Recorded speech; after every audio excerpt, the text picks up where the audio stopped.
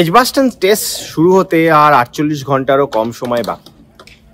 Are talking point যদি আমি বলি এই টেস্ট ম্যাচের আগে, সেটা হচ্ছে জসপ্রীত বুমরার অ্যাভেলেবিলিটি বা নন অ্যাভেলেবিলিটি। দেখুন, প্রথমেই দেখিয়ে দিই আমার পেছনের এই beautiful looking Edgbaston cricket ground, home of Warwickshire county cricket club. আর এই মাঠেই কিন্তু ভারত এখনো পর্যন্ত একটাও টেস্ট ম্যাচ জেতেনি। ঐতিহাসিক ময়দান এটা। এখানে আমরা 2013 চ্যাম্পিয়ন্স ট্রফি ফাইনাল জিতেছি, এখানে আমরা অনেক high profile white ball matches জিতেছি, টেস্ট ম্যাচ কিন্তু আমরা এখানে জিততে পারিনি। So it's kind of N কি বলবো আমি, ইংল্যান্ডের ফোর্ট্রেস বলা হয় টেস্ট ক্রিকেটে এই ভেন্যুকে। আর ইন্ডিয়া কিন্তু এখনো এই ফোর্ট্রেসটাকে ব্রিচ করতে পারেনি। আমরা পার্থে জিতেছি, আমরা ব্রিসবেনে জিতেছি, আমরা এখনো এজবাস্টনে জিততে পারিনি। তো এবারে কি ভাগ্যের চাকা বদলাবে? আমি যদি লাস্ট দুটো টেস্টের কথা বলি এই মাঠে আমি কভার করেছি, সেই দুটো টেস্টই ভারত কিন্তু খুব ভালো পজিশনে থেকে ম্যাচ হেরেছিল।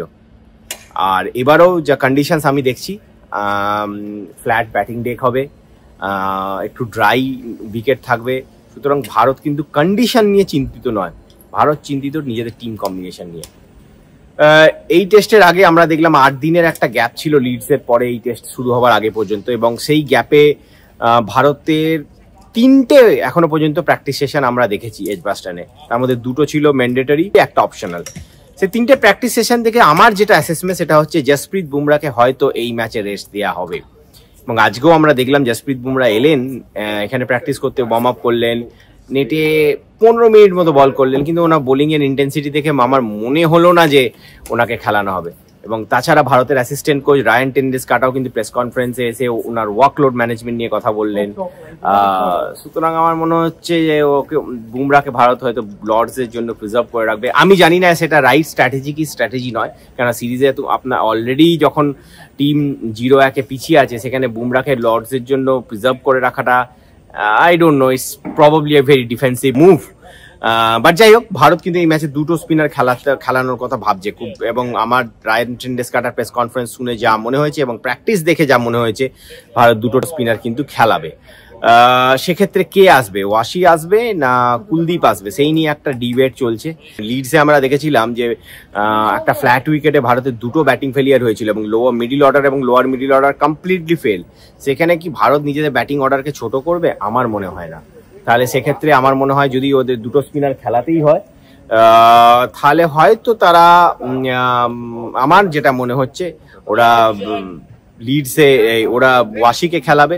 কুলদীপকে যদি খেলাতে হয়, মানে আউটসাইড চান্স যদি কুলদীপকে খেলাতে হয়, তাহলে মানে আই ডোন্ট থিঙ্ক, যদিও আইডিয়ালি কিন্তু কুলদীপকেই খেলানো উচিত, he is your best spinner.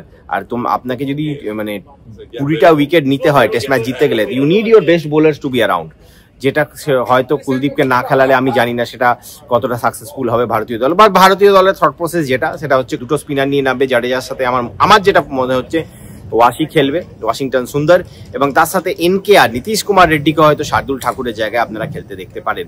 বাকি আর টিমে আমি কোনো চেঞ্জ দেখছি না। হ্যাঁ, মানে যদি ওয়াশি খেলে করুণ নায়ারের জায়গায় তিনি খেলবেন অবভিয়াসলি।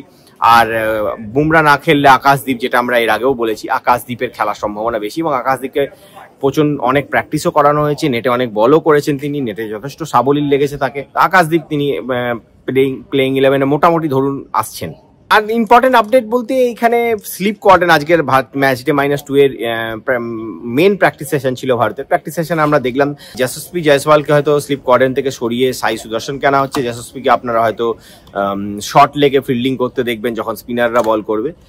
আর বাকি আর কোনো চেঞ্জ আমি দেখছি না। ইংল্যান্ড তো নিজেদের প্লেইং 11 অলরেডি অ্যানাউন্স করে দিয়েছে, এবং যেমনটা আমি বলেছিলাম, ইংল্যান্ড কিন্তু জফরা আর্চারকে নিজেদের প্লেইং 11-এ রাখেননি।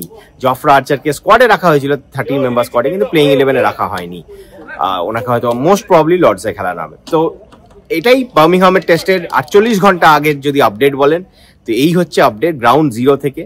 আর বাকি সব আপডেটের জন্য অবভিয়াসলি আপনারা দেখতে থাকুন রে স্পোর্টস এবং রে স্পোর্টস ক্রিকেট, আর সঙ্গে থাকুন।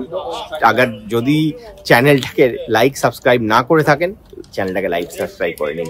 রে স্পোর্টসের জন্য এজবাস্টন থেকে আমি সন্দীপন ব্যানার্জি।